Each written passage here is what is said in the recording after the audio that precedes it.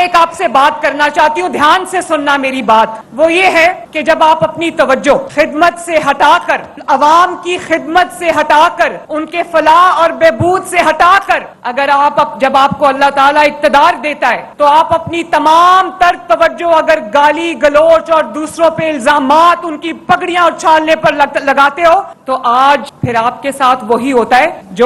جس کو مکافات عمل کہتے ہیں. کل پرسوں میں دیکھ رہی تھی سوشل میڈیا پہ کہ کوئی بہت پلان کر کے ایک جلسہ کیا گیا خیبر پختونخوا میں. تو میرے فیصلہ آباد کے لوگوں, سوچنے کا مقام ہے, عبرت کا مقام ہے کہ جو دوسروں پر سیاہی پھینکنے کی ترغیب دیتے تھے, جو دوسروں پر جوتا پھینکنے کی ترغیب دیتے تھے اور خوش ہوتے تھے, آج ایک دوسرے کو جوتے مار رہے ہیں, ایک دوسرے کو. کبھی پاکستان کی تاریخ میں ایسا نہیں ہوا کہ کبھی پاکستان کی سیاسی تاریخ میں ایسا نہیں ہوا کہ ایک جماعت کا جلسہ ہو اور ایک جماعت کے رہنما سٹیج پہ ہو اور نیچے اور وہی ایک دوسرے کو جوتے مار رہے ہو, جوتے دکھا رہے ہو, گالیاں دے رہے ہو اور بوتلیں مار رہے ہو. یہ میں نے کبھی نہیں دیکھا, پاکستان کی سیاسی تاریخ میں نہیں دیکھا. آپ لوگ بھی اور مسلم لیگ نون کے رہنما گزرے ہیں مشکل وقت سے, ایک سیسا پلائی ہوئی دیوار کی طرح مسلم لیگ نون کھڑی رہی, اور آج مشکل وقت آیا تو ایسے تتر بتر ہو گئے جیسے ان کا کبھی نام و نشان نہیں تھا. جب آپ اپنی توجہ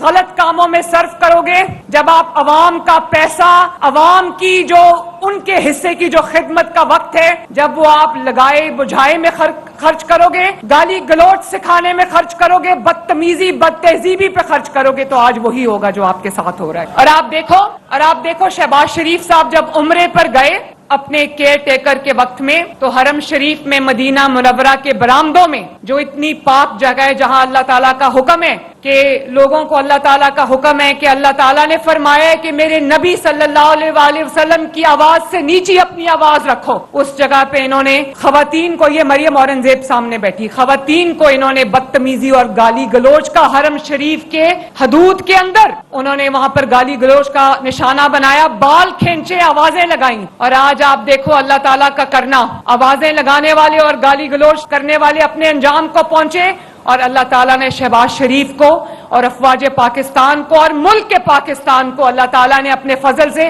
حرمین شریفین اور سعودی عرب کا محافظ بنا دیا. جو عزت شہباز شریف صاحب کو سعودی عربیہ میں دی, ان کا جہاز سعودی عرب کے فضائی حدود میں انٹر ہوا تو 7 فائٹر جیٹس آ گئے سعودی عربیہ کے ان کا استقبال کرنے کے لیے. شہباز شریف صاحب جہاں جاتے ہیں اللہ تعالیٰ کے فضل سے ان کو وہ عزت اور اکرام ملتا ہے کہ دنیا دیکھتی رہ جاتی ہے. یہ وہی پاکستان تھا جس کے بارے میں لوگ کہنا شروع ہو گئے تھے کہ پاکستان ایک فیلڈ سٹیٹ ہے. اب کہاں گئی وہ فیلڈ سٹیٹ؟